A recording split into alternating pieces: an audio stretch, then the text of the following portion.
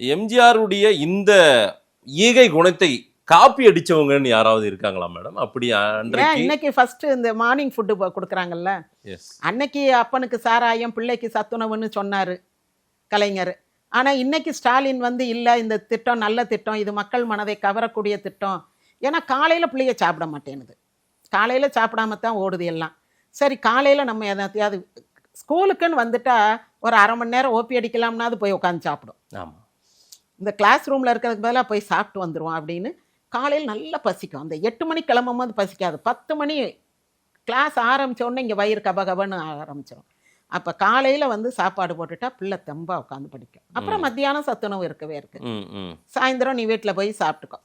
அப்போ அந்த ஸ்கீமை பார்த்து அந்த நேரம் எங்கேயோ இஸ்ரேல் அங்கங்கெல்லாம் இவர் என்டிஆர் ஆரம்பிச்சாரு. அப்புறம் வடநாட்டில் வந்து ரொட்டியும் டாலும் கொடுக்குறோன்னு ஆரம்பிச்சாங்க.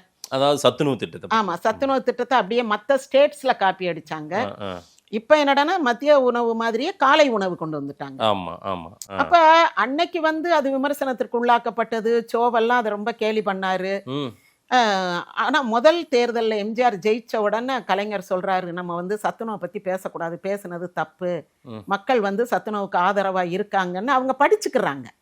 அப்பனுக்கு சாராயம் பிள்ளைக்கு சத்துணவு அது அப்படின்னு எம்ஜிஆர் பீரியட்ல இந்த இதை கொண்டு பேசினாங்க எல்லாரும். திமுக வந்து வச்ச விமர்சனம். பிள்ளைய வரிசையில் போய் தட்டில் சோறு வாங்குதான், அது வந்து அப்படி சொல்லவும் ரொம்ப அதுக்கு.